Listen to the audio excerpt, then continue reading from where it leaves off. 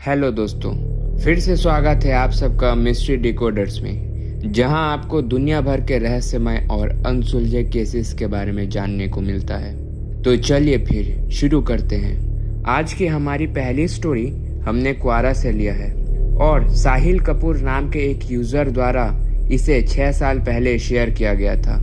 तो अब आगे की कहानी उनके नज़रिए से।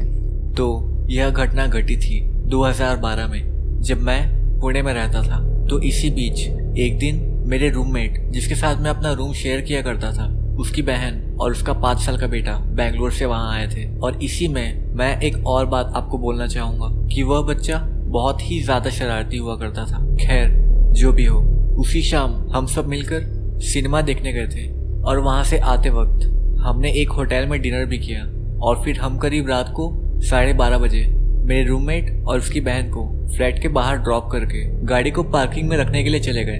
और गाड़ी को पार्किंग में रखने के बाद जैसे ही हम फ्लैट की ओर आने लगे, तभी वह बच्चा जोर जोर से चिल्लाने लगा और किसी चीज़ से डर कर वह मुझसे लिपट गया और मुझे कसकर पकड़ लिया और मुझसे कहने लगा कि हमारे सामने कोई दाना हुआ है। पर मुझे वहाँ सिक्योरिटी गार्ड के अलावा और कोई भी नहीं दिखाई दे रहा था। और इसके अलावा क्योंकि वह बहुत ही ज़्यादा शैतान था, इसलिए मैंने उससे सीरियसली नहीं लिया और कहने लगा कि आखिर तुम्हारा दानव दिखाई कैसे देता है। तो वह मुझे बताने लगा कि उसके पूरे शरीर में बैंडेजेस हैं और उसका चेहरा काफ़ी भयानक दिखता है। और इसी में मैं जोर जोर से हंसने लगा क्योंकि मुझे यह सब मजाक लग रहा था। और इसके अलावा मैं उसे डराने भी लगा कि अगर वह शैतानी करेगा तो मैं उसे उसी दानव के पास छोड़ दूंगा। पर इसके बाद भी वह बहुत ही अजीब तरीके से मुझसे कहने लगा ऐसा नहीं करने के लिए। उसकी आंखों में मुझे पता नहीं पर डर साफ साफ दिख रहा था। खैर, जो भी हो, मैंने यह सब इग्नोर किया और इसके बाद हम फ्लैट में जाकर सो गए।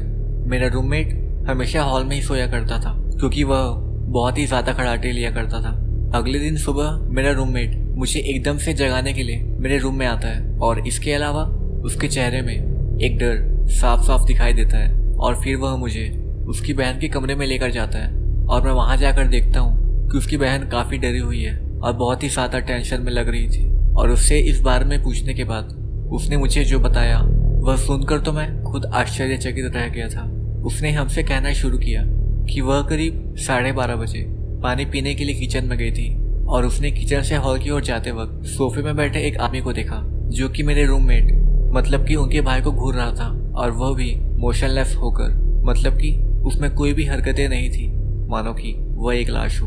और इसके बाद जब हमने उनसे उस आदमी के बारे में पूछा कि आखिर वह दिखता कैसा है, तो उसने हमसे कहा कि उसके शरीर पर पूरे बैंडेजेस हैं, यानी कि उसका शरीर पूरे बैंडेजेस से बंधा हुआ है। और केवल यही नहीं, उसका चेहरा भी बहुत भयानक है और उस चीज़ का हुलिया बिल्कुल वैसा ही था जैसे कि उनके बच्चे ने मुझे बताया था। और इसके बाद मैं इस घटना से बहुत ही ज़्यादा डर गया और मैंने इस बारे में उसकी मम्मी को कुछ नहीं बताया क्योंकि उससे वह और भी ज़्यादा डर सकती थी। और इसके अलावा यह कोई सपना नहीं था या फिर कुछ और हो ही नहीं सकता था क्योंकि उस बच्चे ने भी मुझे बिल्कुल हूबहू हुलिया बताया था जिसे कि मैंने मजाक में लिया था।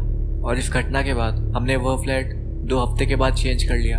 और इसके अलावा कुछ और सवाल थे मेरे मन में कि वह चीज़ आखिर मुझे क्यों नहीं दिखाई दी जबकि उस बच्चे ने उस चीज़ को देखा था।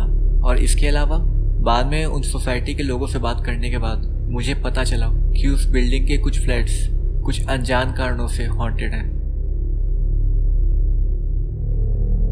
यह मेरे साथ तब घटी थी जब मैं 8 साल का था। मेरी पैदाइश और रहना IIT खड़गपुर में ही हुई। मेरे मम्मी और पापा दोनों ही अलग अलग डिपार्टमेंट्स में पढ़ाते थे और तब का IIT कैंपस अभी से पूरी तरीके से अलग था। तब वहाँ कोई भी बाउंड्रीज नहीं लगी थी, बस चारों ओर घने जंगल थे। कई बार इसी जंगलों की सहायता से लोमड़ियाँ हमारे घर के सामने तक आ जाती थी। हम लोग तब एक क्वार्टर में रहा करते थे जो कि सेंट एग्नेस स्कूल के सामने हुआ करता था। वहाँ बस 4 क्वार्टर्स थे, एक के बाद एक लाइन से बने हुए, एक बड़े से खेत के बीच में। और इसके आसपास घने घने जंगल और दूर दूर तक कुछ भी नहीं। काफ़ी भयानक था वो। तो अब बात करते हैं वहाँ के लोगों के बारे में। तो वहाँ रहने वाले लोगों का ऐसा कहना था कि उन्हें वहाँ किसी और के होने का भी एहसास होता था, और इसके अलावा वे लोग कई बार कई परछाइयों को देखने का भी दावा करते थे। पर मेरे पेरेंट्स ने कभी भी कुछ भी नहीं देखा था तब तक जब तक यह घटना उनके साथ नहीं घटी थी। तो वो जुलाई का महीना था, बाहर बहुत तेज बारिश हो रखी थी और बारिश के कारण लाइट भी नहीं थी। एक और चीज दोस्तों जो कि मैं आपको बोलना चाहूंगा वो यह है कि हमारे पास तब एक मेड हुआ करती थी जो कि मेरे ही देखभाल के लिए मेरे पेरेंट्स ने रखी हुई थी, और इसके अलावा वो साफ सफाई और खाना भी बनाती थी। तो अब बात करते हैं उस दिन के बारे में। तब मेरे पापा एक चेयर में बैठकर न्यूज़पेपर पढ़ रहे थे और मेरी मम्मी और मैं रूम में लूडो खेल रहे थे, और इसके अलावा हमारे पास एक तीसरा रूम भी था जहाँ की वह मेड रहा करती थी। खैर जो भी हो, उस दिन अचानक लाइट बंद हो गई। मेरे पापा वहीं चेयर पर बैठे ही हुए थे। फिर उन्होंने देखा कि हमारी मेड कैंडल लाकर दोनों रूम के बीच में रख देती है, और इसके बाद फिर से मेरे पापा पेपर पढ़ने में मगन हो जाते हैं। और इसके कुछ देर बाद ही पापा को एक चीज अचानक याद आ गई। वह यह थी कि हमारी मेड तो आज सुबह ही अपने गांव गई हुई थी, और तभी पापा हड़बड़ाते हुए उठकर देखते हैं उस रूम की ओर, तो उन्हें उस रूम के बीच में कोई भी कैंडल नहीं दिखाई देती।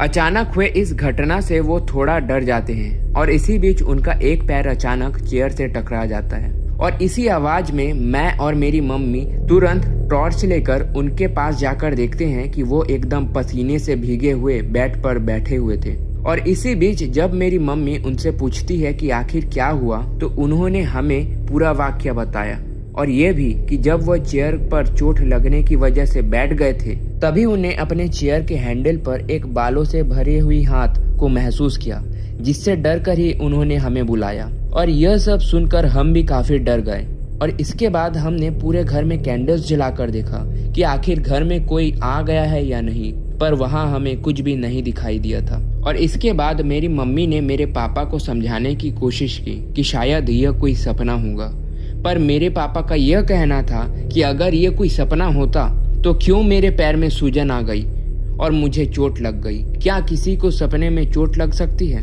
और वहां से दूसरे जगह आ जाने के बाद हम इस घटना को पूरी तरीके से भूल चुके थे। और इसके अलावा जो हमारे 3 पड़ोसी थे उन्होंने भी हमसे कहा कि उनको भी वहां रहने में काफी असहज सा महसूस होने लगा था, और उन्होंने भी उस जगह को कुछ साल बाद छोड़ दिया था। और अब बात यह है कि अभी भी IIT कैंपस में जब किसी को भी क्वार्टर्स दिया जाता है तो उसे भी पुराने क्वार्टर्स को ही पेंट करके दिया जाता है, पर आज तक मैंने उन 4 क्वार्टर्स पर किसी को भी रहते नहीं देखा। और अब तो वो क्वार्टर 100 साल के पुराने किसी खंडर जैसे लगते हैं, काफी डरावने भी। तो दोस्तों, यह आपने जो कहानी सुनी वो तिलक एम नाम के एक यूजर के नजरिए से था, जिनके अनुसार यह सब घटना उन्होंने अपने आंखों से होते हुए देखा था, और यह घटना उन्होंने 6 साल पहले क्वारा पर शेयर किया था। तो आपका क्या कहना है इस घटना के बारे में, आप हमें कमेंट पर जरूर बताएं। इसके अलावा अगर आपको हमारी वीडियो पसंद आया तो लाइक जरूर कीजिए, और चैनल में नए हैं तो सब्सक्राइब भी जरूर कीजिएगा दोस्तों। हम ऐसे ही वीडियोस आपके सामने लाते रहेंगे। हम मिलते हैं हमारे नेक्स्ट वीडियो में, और तब तक के लिए बाय।